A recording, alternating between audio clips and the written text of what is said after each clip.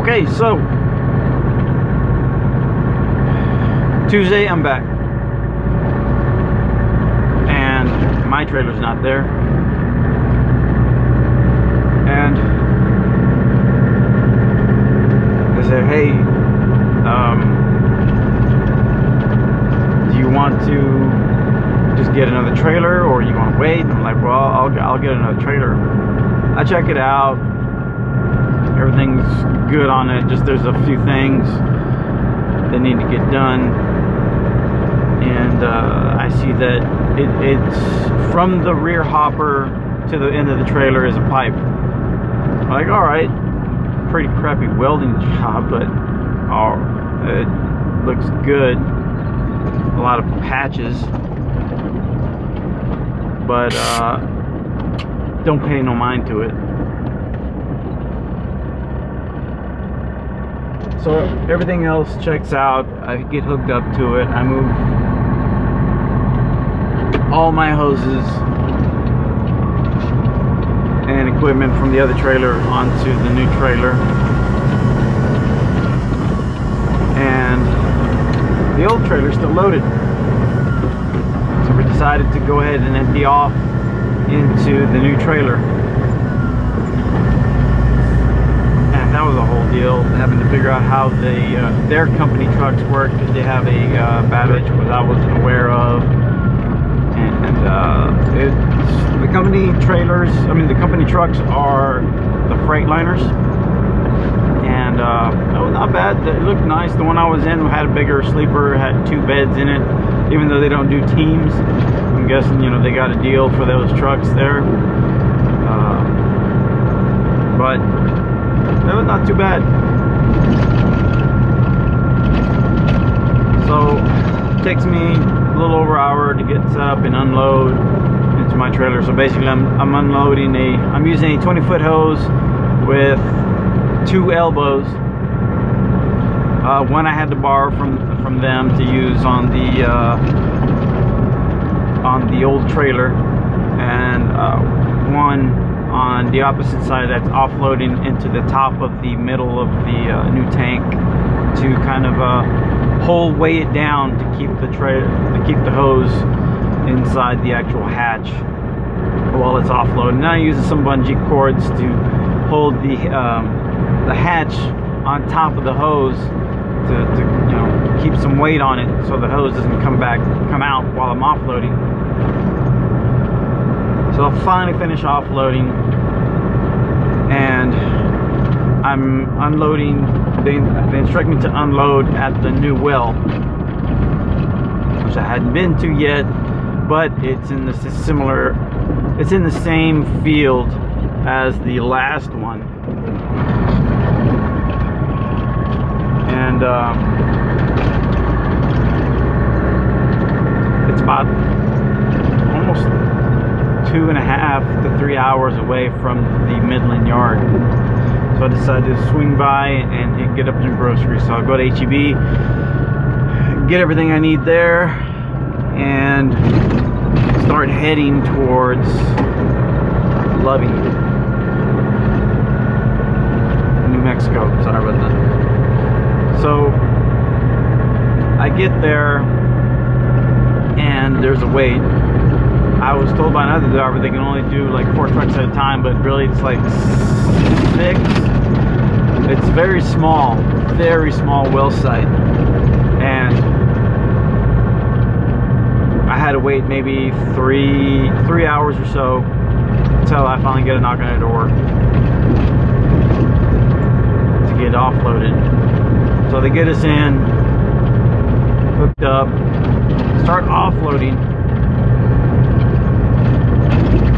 and first hopper, no problem. Second hopper, I'm starting to hear a hiss. Like, okay, now we got a air leak. And I'm looking at the bottom, because it's coming from the bottom area, and I find it, and it's a small little hole. I'm like, okay, all right, not too bad.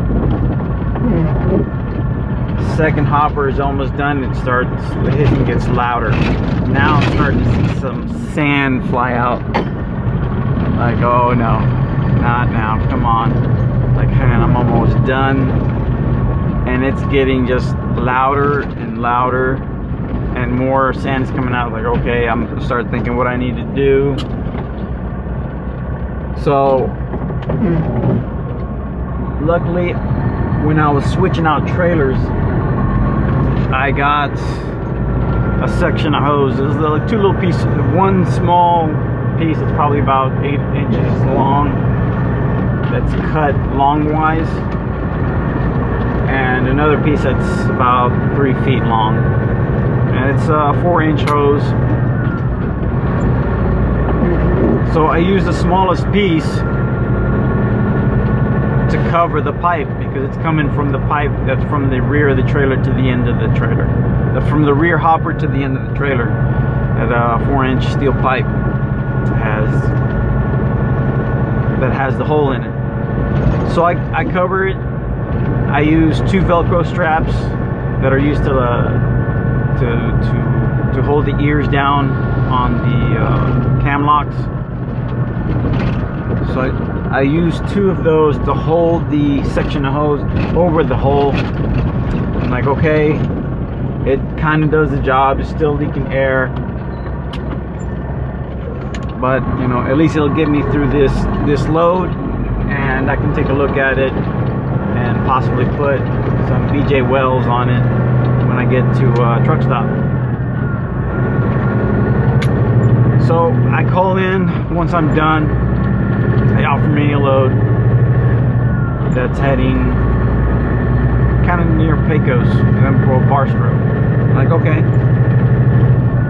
So I get loaded because the shipper is like 30 minutes away in Loving from where I was at that well. I get there, get loaded. I'm like, okay, I know I'm going to be passing up a truck stop heading to Barstow and Orla, and that's where I'll fuel up and also get some BJ wells so I can patch that up. So I get there, I buy it. I've already done fueling. I go back there with a flashlight because it's like early in the morning, and I take off the straps, I take off the rubber hose, and I look at it, and it is a huge hole. I'm like, you gotta be kidding me, really? Like how was this even patched up the first time? I had a hard time thinking how they did that. But I'm like, okay, all right, well, I got a load. Let me see if this works. Try to patch it up. Do my best I can, because I did use the BJ wells a little bit just to put it on the edges of this hole, and then I duct taped it a couple of times. Then I put the rubber section of hose, and then I put 3 Velcro straps over it to hold it down, hold it on. I'm like, all right, we're gonna try this. I'm offload it, and hopefully it'll stay put until my trailer gets fixed. And get to the well, and wow, it's getting really foggy up here. Get to the well. I have to wait. I sit I'm there for like 6 hours. So I get a little nap in. Finally get the knock on the door. I said, go ahead and just roll in. I'm like, all right, time to find out if this patch job worked.